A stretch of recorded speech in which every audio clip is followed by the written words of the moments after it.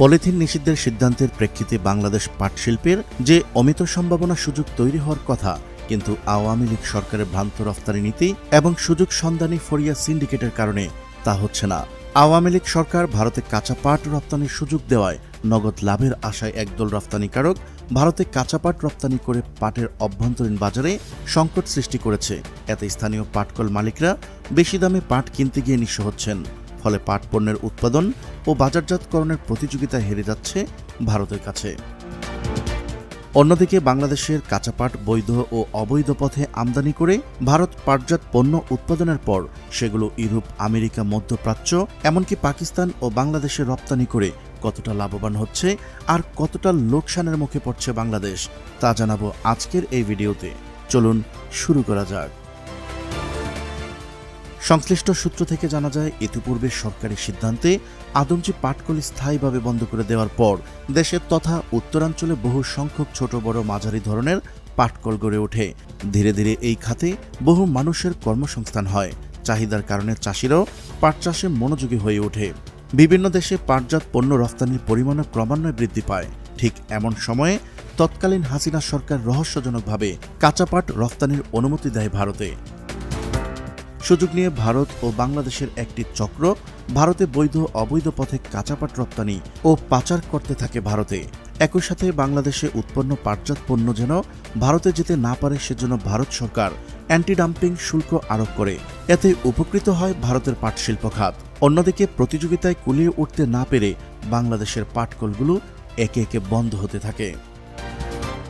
আদমজী পাটকল বন্ধ হবার পর কেবল বগুড়াতেই গত দেড় যুগে 17টি পাটকল গড়ে উঠেছিল। স্থানীয় পাটকলগুলোর চাহিদার কারণে কাঁচা পাটের দাম যেখানে 500 টাকায় পাওয়া যেত না, সেটি মন প্রতি 2 থেকে 2,500 ওঠে। উত্তরাঞ্চলের চাষিরাও পাট চাষে আগ্রহী হয়ে ওঠে।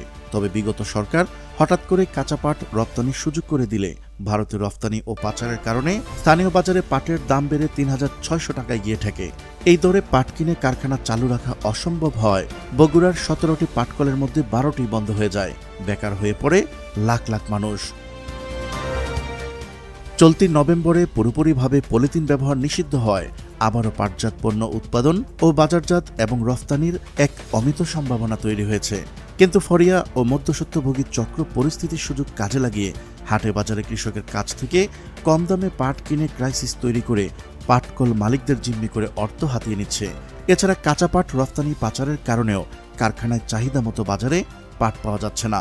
এজন্য স্থানীয় পাটকল মালিকরা সরকারের কাছে ভারতে পাট রপ্তানি বন্ধ অথবা রপ্তানি শুল্ক আরোপের জন্য লিখিত আবেদনের প্রস্তুতি নিচ্ছেন বলে জানিয়েছেন সূত্রটি। অন্যান্য পাটকল মালিকরাও একই দাবির সাথে সহমত পোষণ করে ভারত থেকে পাট পণ্য আমদানি ক্ষেত্রেও ভারতের মতোই অ্যান্টি ডাম্পিং শুল্ক ধার্যের দাবি জানিয়েছেন। তাহলে কেবল উত্তরাঞ্চলের পাট খাতে পাট কেনাবেচা, উৎপাদন ও বাজারজাতকরণের মাধ্যমে লক্ষাধিক মানুষের কর্মসংস্থান হবে। রপ্তানি খাতে আয় হবে প্রচুর পরিমাণে বৈদেশিক মুদ্রা। প্রিয় দর্শক, আজ এই পর্যন্তই। শুরু থেকে শেষ পর্যন্ত চেষ্টা করেছি বাংলাদেশের পাটে কিভাবে শত কোটি টাকা ভারতের পেটে তার সঠিক তথ্য উপস্থাপন করতে। কোথাও কোনো তথ্যগত ভুল কিংবা আপনার পরামর্শ থেকে থাকলে তা কমেন্ট করে জানাতে পারেন। দেখা হচ্ছে